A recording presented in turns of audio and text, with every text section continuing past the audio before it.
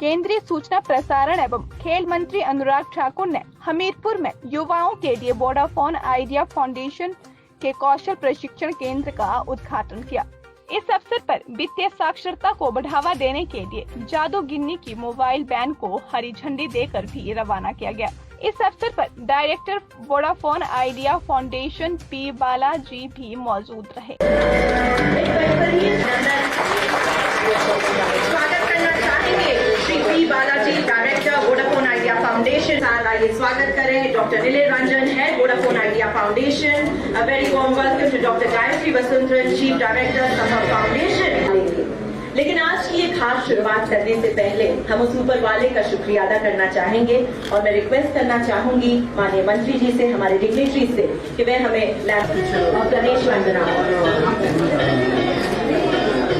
ये खूबसूरत सी शुरुआत आज भी प्रज्वलित कर रहे हैं, इस आशा में कि ये मुबारक पल आगे बढ़े। श्री और श्रीमती पी बालाजी यहाँ हमारे सम्मुख। आइए जोरदार तालियों के साथ यहाँ एक प्यार भरा अभिनंदन फूलों के साथ शुरुआत में। कौशल विकास बहुत महत्वपूर्ण है शिक्षा के साथ साथ। मोदी सरकार ने इस पे बहुत फोकस भी किया है और इसी के चलते वोडाफोन आइडिया के साथ मिलकर हमीरपुर में प्रशिक्षण देने का काम भी किया। पहले बैच के बच्चों को नौकरियां और सर्टिफिकेट देने का काम भी आज हुआ है और अगले बैच की तैयारी भी हुई है। साथ ही साथ फाइनेंशियल लिटरेसी, डिजिटल लिटरेसी के दोनों कार्यक्रम साथ में चल रहे हैं।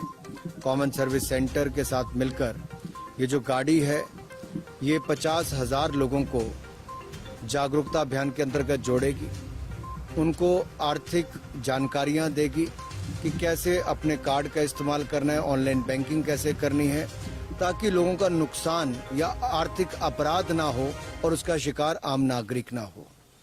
ये सुविधा भी यहाँ पर शुरू की है और एक साल में 50,000 लोगों को ये जागरूक करेंगे।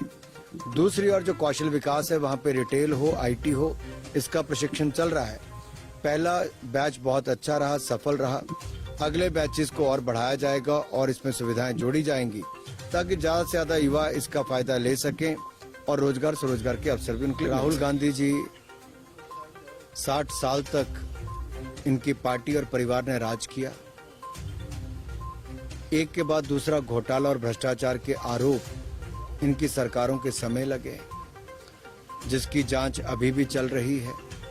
तो दूसरी ओर ईमानदार सरकार मोदी जी के नेतृत्व में चली, बड़े निर्णय किए। जीएसटी के कारण आज ये लाभ हुआ है। जो टैक्स कलेक्शन कभी 1 लाख करोड़ नहीं होती थी, वो 1,63,000 करोड़ भी हुई एक महीने में और 1,44,000 करोड़ भी हुई और 14 महीने तक 1 लाख करोड़ से ज्यादा जीएसटी की कलेक्शन हुई। अपने आप में दिखाता है जीएसटी कितना सफल हुआ है। दूसरा दिखाता है कि मोदी जी के निर्णय वो लंबे समय के लिए भारत के हित के लिए होते हैं। इसलिए भारत की अर्थव्यवस्था आपदा के बावजूद दुनिया की सबसे तेजी से बढ़ने वाली अर्थव्यवस्था बनी है। सबसे ज्यादा वैक्सीनेशन 195 करोड़ भारत ने लगाने का काम किया है। 80 करोड़ गरीबों को मुफ्त में अनाज देने का काम भारत ने किया है और बहुत सारी रिफॉर्म्स भारत लेकर आया। ये शायद कांग्रेस सपने में भी नहीं सोच सकती थी जो मोदी जी ने। अग्निवीर को लेकर जो भय और भ्रम फैलाने की कोशिश कुछ विपक्षी दलों ने की, राजनीतिक लाभ उठाने का प्रयास किया, बच्चों के हाथ में झंडे और पत्थर देकर और कईयों को आगजनी करने पर मजबूर कर दिया। इनको राजनीतिक लाभ भी कभी नहीं होगा क्योंकि ये भय और भ्रम पे से पर्दा उठ चुका है। सेना के तीनों जवानों ने, तीनों फोर्सेस के जो हमारे अध्यक्ष हैं, चीफ हैं, उन सब ने बहुत डिटेल प्रेस कॉन्फ्रेंस करके इसकी जानकारियां, बारीकी जानकारियां भी दी और ये भी क्लियर किया है कि जो आगजनी करता है, दंगे करता है, उपद्रव करता है, उसको सेना में भर्ती में कोई स्थान नहीं। निश्चित तौर पर हर विधानसभा क्षेत्र में जहां जहां से मांग जाती है और जिसके कागज पूरे हो जाएं, अप्लाई करें, समय समय पर केंद्र सरकार केंद्रीय विद्यालय देती है। जैसे पहले बेंगाना में, नदौन में, यहाँ पे घुमारवी में, सब जगह हमने खोले और इसके अलावा 3 और पेंडिंग है जहाँ पर चिंतपूर्णी, गगरेट और जसवां परागपुर के, वो भी उस दिशा में मंजूरी की दिशा में है। सैनिक स्कूल को लेके केंद्र सरकार ने पहले ही योजना लेकर आए कि इस साल 100 सैनिक स्कूल खोलेंगे। पीपीपी मॉडल पर खुलेंगे और भविष्य में इसकी संख्या और बढ़ाई जाएगी ताकि नीचे प्रशिक्षण अच्छा भी मिले, शिक्षा भी अच्छी मिले।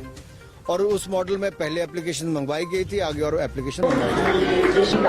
आइए जोरदार तालियों के साथ यहाँ